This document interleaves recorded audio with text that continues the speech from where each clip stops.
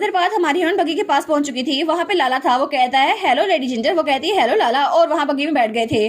तो वो सोचती है इसको देखकर मुझे ऐसा कोई याद आ रहा है कि मैंने इससे कुछ बोलना है, लेकिन मुझे याद नहीं आ रहा। तो वो कहता है कि मेरे चेहरे पे कुछ लगा हुआ है।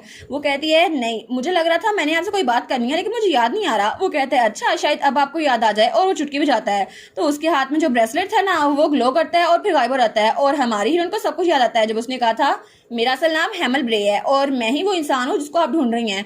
वो सोचती है मुझे याद आ गया, हेमल ब्रे। तो वो कहता है अगर आपको याद आ गया तो आप पूछिए, आपको क्या सवाल पूछना था।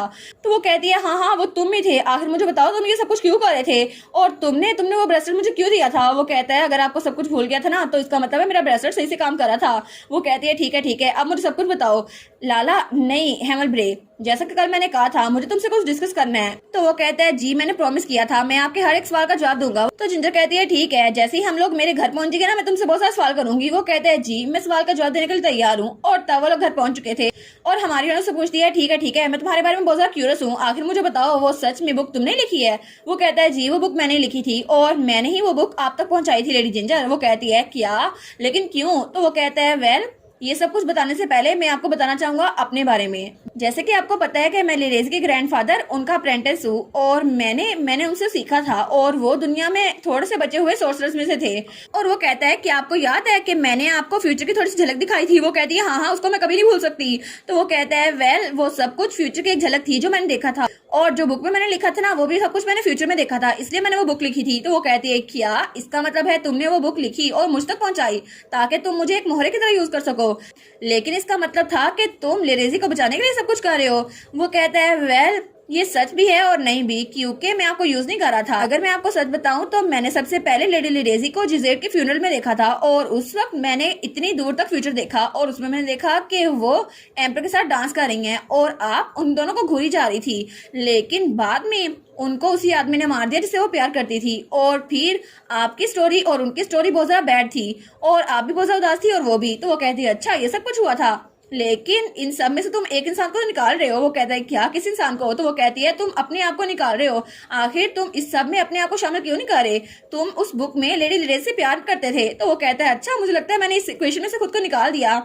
तो वो सोचती है कितना सस्पिशियस है ना ये। तो वो कहता है लेकिन फिर भी मुझे नहीं लगता कि ऐसा सब कुछ होने वाला है, वैसे भी फेस टू फेस तो मैं लेडी लिरेज से सिर्फ एक बार मिला हूँ, मुझे लगता है मुझे उनसे प्यार भी आ रहा है। तो तब वो कहता है लेकिन मुझे क्या पता था कि मेरी बुक को कॉपी करके कोई अपने से बुक लिखने वाला है। वो कहती है अच्छा ठीक है, उस बात को याद न दिलाओ। तो जिंजर कहती है ठीक है, लेकिन ऐसा नहीं है, तुम्हारी हर एक बात मानने वाली हूँ, क्या पता तुमने बुक पे झूठ लिखा हो, और क्या पता तुम्हें फ्यूचर सच में ना दिखता हो, और पास्ट के बारे में क्या। वो कहता है अगर ऐसा ही है तो मैं आपको बता देता हूँ कल आपने क्या एक्सपीरियंस किया। वो कहती है क्या। तो वो कहता है मुझे एक कमरा नजर आ रहा है जहाँ पे अंधेरा था, और वहां पे आप थी और एम्पर थी। वो कहती है नहीं बस कर दो, आगे देखने की जरूरत नहीं है। वो कहता है और आपका हाथ एम्पर की टांग तक था। तो वो कहती है नहीं आगे ना देखो।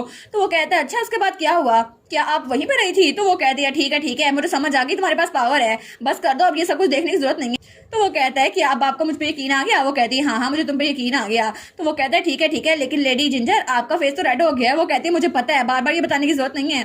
तो लकी शान कहता है लेकिन क्या आप किसी चीज के बारे में क्यूरियस है।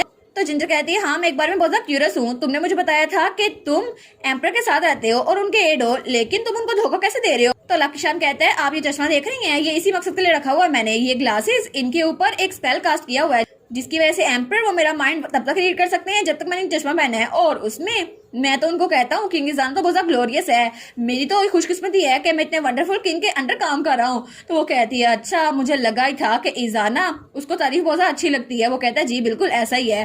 तो तब वो कहती है अच्छा ठीक है, लेकिन क्या सच में ये सब कुछ ऐसे ही होने वाला है जो बुक में लिखा था, क्या ये पावर ऑफ डेस्टिनी है, और मुझे तो इससे बहुत ज्यादा नफरत होगी। तो वो कहता है वेल मुझे खुद नहीं पता, लेकिन फ्यूचर को चेंज किया जा सकता है, आपने खुद भी तो चेंज किया है ना, क्योंकि तब स्टोरी में लिरेजी उनके साथ थी लेकिन अभी आप उनके साथ हैं। तो वो सोचती है अगर ये स्टोरी ऐसी चलने वाली है तो लिरेजी के बजाय मैं एम्पर के साथ थी और हमने ये वक्त ऐसे गुजारा, लेकिन पता नहीं मैं फ्यूचर को चेंज कर पाऊंगी या फिर नहीं। तो तब वो कहती है लेकिन हेमल ब्रे। तो वो कहता है जी क्या हुआ। वो कहती है मुझे तुमसे एक बात पूछनी है तुम्हारे फ्यूचर के बारे में, बुक में तुम उसको पसंद करते थे ना, तो मैं भी अभी भी तुम्हारा उसके साथ चांस बन सकता है, और अगर लिरेजी तुम्हारे प्यार में पड़ गई फिर तो वो मेरी और एम्पर के दरमियान नहीं आएगी ना, फिर तो मसला हल हो जाएगा। वो कहता है क्या, लेकिन अभी तक तो मैं उनसे एक बार मिला हूँ, आखिर वो मेरे प्यार में कैसे पड़ सकती हैं। और दूसरी तरफ सीन चेंज होता है और हमें ड्यूक माइकलसन का घर दिखा रहता है। तो तब वहाँ पे किशोर था, वो सोचता है पता नहीं पैलेस में ड्यूक के साथ क्या हुआ है। वो तो जब से आए हैं उन्होंने कहा एंगेजमेंट वाली टूट चुकी है, लेकिन पता नहीं ऐसा क्यों हुआ। और वो सोचता है पता नहीं ये सब कुछ ऐसा हो क्यों रहा है, शायद वो इजाना वो जिंजर के साथ इन्वॉल्व है, इसी वजह से ये सब इसी वजह से हो रहा है। और सबसे बड़ी मुसीबत वो बुक थी, the imprison prince and the marquess daughter. उस बुक में इतना सब कुछ लिखा था और शायद उसी वजह से वो लिरेजी का नेकलेस मांग रही थी, शायद इसी वजह से वो चाहती थी मैं लिरेजी का नेकलेस चोरी कर लूं। लेकिन फिर भी ऐसा कुछ नहीं हो सकता, मुझे तो लगता है ये बुक की नकली है। और उस बुक को नीचे फेंक देता है। वो कहता है इस बुक का प्रोटेक्टनेस मुझे होना चाहिए था, उसको नहीं। और मैं तो बहुत ही ज्यादा हैंडसम हूँ, मेरे पास गुड लुक्स है और मेरे पास बहुत ज्यादा फॉर्चून है, मैं बहुत ज्यादा अमीर भी हूँ और इसके अलावा मेरी मोडी आइज भी हैं। कोई भी ऐसी लड़की नहीं है जो मेरे प्यार में नहीं पड़ सकती, लेकिन मुझ में तो कोई भी फ्लॉ नहीं है। तो आखिर प्रोटेक्टनेस मैं क्यों नहीं हूँ, वो इजाना ही क्यों होना था प्रोटेक्टनेस। लेकिन तभी बात से आवाज आती है यंग मास्टर आपका एक गेस्ट आया है। वो कहता है क्या सच्ची जिंजर आई है? तो वो कहता है नहीं लेडी लिरेजी आई है। और तभी वहाँ पे लिरेजी आती है। वो कहती है बहुत दिनों बाद मिले किशोर। वो कहता है वेलकम लिरेजी, प्लीज आके बैठे। तो वो सोचता है पता नहीं यहाँ पर क्यों आई है। तो वो कहती है आप कैसे हैं? वो कहता है नहीं मैं ठीक नहीं हूँ। और तब उसे कहता है वैसे भी मैंने तुम्हारे साथ सारा बुरा किया, तुम्हारा नेकलेस चुराने की कोशिश की, तो कंफर्ट मेरे लग्जरी है और मैं इस चीज से डिजर्व नहीं करता। और वो सोचता है इस चीज से तो वो इम्प्रेस हो जाएगी है ना। तो लिरेजी कहती है मैं जानती हूँ आपने जानबूझ के चुराने की कोशिश नहीं की थी, ये सब कुछ जिंजर ने करवाया होगा। वो कहते हैं हाँ बिल्कुल, अगर मैं टाइम को वापस कर सकता। तो वो कहती है नहीं अब टाइम वापस नहीं हो सकता और मैं आपको ये देने आई हूँ। और उसको उसका नेकलेस दे देती है। वो कहता है ये नेकलेस तो मैंने आपको दिया था ना। वो कहती है आई एम सॉरी, लेकिन मुझे नहीं लगता मैं आपको दोबारा देखने के लिए आ सकती हूँ। तो वो कहता है क्या? तो वो सोचता है एक मोमेंट के लिए मुझे उम्मीद की किरण नजर आई थी, लेकिन वो कहता है एक मिनट, हाँ वो बुक मैं उसको इस्तेमाल कर सकता हूँ। वो कहता है लेडी लिरेजी अगर आप मुझे परमिशन दे तो मैं एक और चांस को इस्तेमाल करना चाहूंगा, मेरे पास एक चीज है। वो कहती है क्या मतलब कौन सी चीज? तो उसको बुक दिखाता है। वो कहता है जिंजर आपका नेकलेस जो चोरी करना चाहती थी ना उसकी वजह इस बुक के अंदर लिखी हुई है और आपको उसको पढ़ना चाहिए, फिर आपको पता चल जाएगा मैं क्या कह रहा हूँ। और दूसरी तरफ हमें जिंजर का घर दिखा रहता है। वो कहती है नहीं नहीं ये भी नहीं। और वहां पे लाकी शान खड़ा था। वो कहता है अगर ये वाला पोज नहीं तो कौन सा पोज इस्तेमाल करूं? तो वो कहती है नहीं नहीं ऐसा नहीं, बिल्कुल भी नहीं, और तुम्हें तो कूल दिखना चाहिए, लेकिन तुम तो बहुत ज्यादा स्टिफ दिख रहे हो। वो कहता है ठीक है, लेकिन पहले दिन से लेकर अभी तक मैं बहुत ज्यादा मेहनत कर रहा हूँ, आपको तो कोई पोस्ट पसंद नहीं आ रहा। वो कहते हैं कंप्लेन करना बंद कर दो, वैसे भी मेरी और लिरेजी दोनों की चॉइस एक जैसी है, तो अगर तुम मुझे पसंद आए ना तो लिरेजी को भी पसंद आएगा और फिर वो तुम्हारे प्यार में पड़ जाएगी। लेकिन वो सोचती है सच में इसको तो कोई पोस्ट बनाने नहीं आ रहा, और अगर मैं अपनी नॉलेज को रिवर्स में यूज करूँ तो मुझे लगता है तुमसे नेचुरल और आना चाहिए। लेकिन उसमें चिल्लाती है। वो कहती है तुम्हें एक पोस्ट भी नहीं बनाना आता सही से? वो कहता है अच्छा ठीक है मैं कोशिश तो कर रहा हूँ ना, लेकिन आपने मेंशन किया था कि मैं बुक में लेडी लिरेज से प्यार करता था, लेकिन अभी तक तो ऐसा कुछ भी नहीं हुआ क्योंकि मैं तो उनसे एक बार मिला हूँ और मुझे नहीं लगता कि मैं उनके प्यार में पड़ा हूँ। वो कहती है अच्छा तो तुम्हें सच में लगता है कि तुम उसके प्यार में नहीं पड़ोगे? वो कहता है हाँ, लेकिन जब भी मैं लेडी लिरेज के बारे में सोचता हूँ तो मेरे दिल में थोड़ी सी धड़कन होती है और तब मुझे थोड़ा सा अजीब फील होता है। वो कहती है इसी को प्यार कहते हैं, ठीक है और मेहनत करो और तुम्हें और ज्यादा मेहनत करनी पड़ेगी, क्योंकि जैसे मैं किंग गिजाना के प्यार में पड़ी थी ना उसके लुक्स की वजह से, वैसे लिरेजी तुम्हारे प्यार में पड़ जाएगी। तो लाकी शान कहता है लेकिन आपको इस मामले में इतनी सारी नॉलेज कैसे है? वो कहती है अच्छा मुझे इस मामले में क्योंकि एम्परर उसने भी कहा था कि तुम तो बहुत ज्यादा पैशनेट हो, और वो से कहती है मैं एक होपलेस रोमांटिक हूँ इसलिए मुझे ये सब कुछ पता है। तो वो कहता है होपलेस रोमांटिक, मुझे लगता है कि आप इस बात पे पूरी उतरेंगी। तो तब वो स्माइल करता है। वो कहती है हाँ बिल्कुल, कितनी अच्छी स्माइल थी ना ये, बिल्कुल यही स्माइल करनी है तुम्हें हेमल ब्रे। तो वो कहता है क्या? वो कहती है बिंगो तुमने ये कर दिखाया, बस ऐसे ही करना है। लेकिन तभी बाहर से दस्तक होती है, कोई कहता है माय लेडी आपकी गेस्ट आई है। वो कहती है कौन? अब कौन आ गई? वो कहती है आखिर इतने क्रूशियल टाइम पर कौन आ गया? तो अब बाहर से आवाज आती है लेडी लिरेजी यहाँ पर आई है। वो कहती है क्या लिरेजी? लेकिन इसी टाइम उसको यहाँ पर क्यों आना था? तो उसकी मेट कहती है माय लेडी अब मुझे क्या करना चाहिए? वो कहती है एक सेकंड दो मुझे, एक सेकंड दो। वो हेमल के पास आती है और कहती है तुम छुप जाओ ना, अगर उसने हम दोनों को देख लिया। और उससे कहती है तुम कोई जानवर बन जाना। वो कहता है मेरे पास जानवर बनने की एबिलिटी नहीं है। वो कहती है ठीक है इर्द गिर्द कहीं ना कहीं तो छुपना होगा ना। तो तभी उसको मारने नजर आती है। वो कहती है इधर छुप जाओ, तुम इधर छुप सकते हो। वो कहता है क्या वहां पर? तो उसका धक्का देकर वहां पर लेके जा रही थी। तो वो कहती है मैं पूरी कोशिश करूंगी लेज़ी को यहाँ से बाहर निकाल दूं। वो कहता है लेकिन, वो कहती है क्या लेकिन, जल्दी करो ना हमारे पास टाइम नहीं है। वो कहता है मुझे क्लॉस्ट्रोफोबिया है, मैं अंधेरे में और बंद जगहों पे नहीं रह सकता। वो कहती है क्या क्लॉस्ट्रोफोबिया? तो तब वो कहती है ठीक है मुझे कोई और जगह ढूंढनी होगी। तो वो कहता है लेकिन मुझे लगता है कोई और चॉइस नहीं है, मैं इसको थोड़ी देर के लिए बर्दाश्त कर लूंगा। और वो वहां अंदर जाके बैठ गया था। वो कहती है तुम सच में ठीक रहोगे ना? वो कहता है हाँ मैं थोड़ी देर तक तो ठीक रहूंगा ना। तो वो अलमारी बंद कर रही थी। वो कहती है ठीक है मैं जल्दी से उसको यहाँ से बाहर निकालने की कोशिश करूंगी। और उसके बाद उसने दरवाजा बंद कर दिया था। तो तब वहां पे रेजी आके बैठती है। वो कहती है बहुत दिनों बाद मिले हैं ना जिंजर। तो जिंजर कहती है कि अब तुम अपॉइंटमेंट के बगैर कैसे आ गई।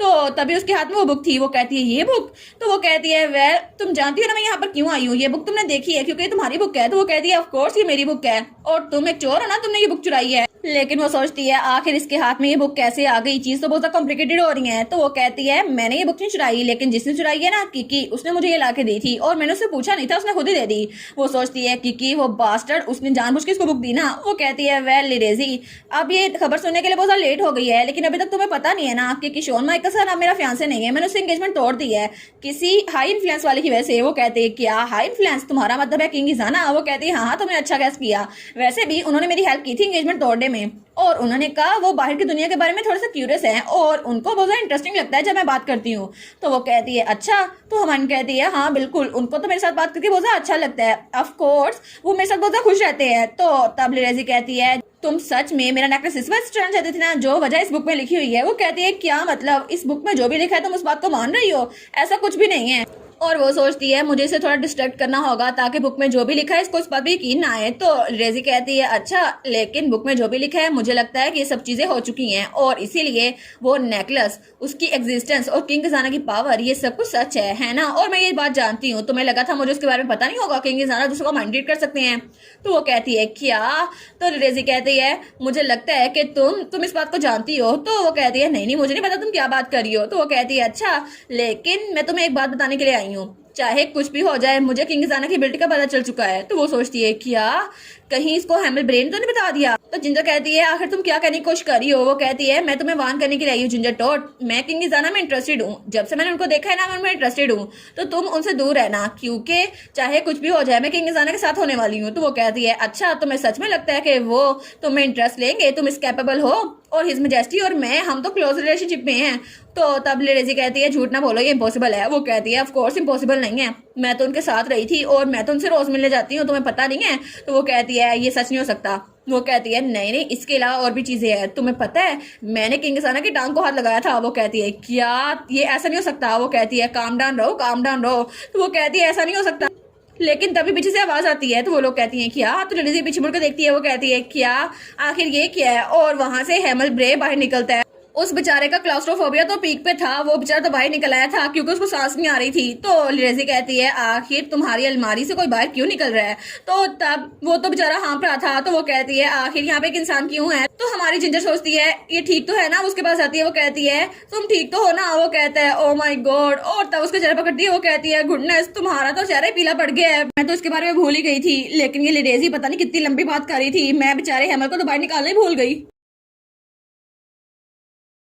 और इसी के साथ ये वाला पार्ट यहीं पर ख़त्म। तो आप लोग बताइएगा आप लोग को ये पार्ट कैसा लगा, और वीडियो को लाइक और चैनल को सब्सक्राइब लाजमी कीजिएगा।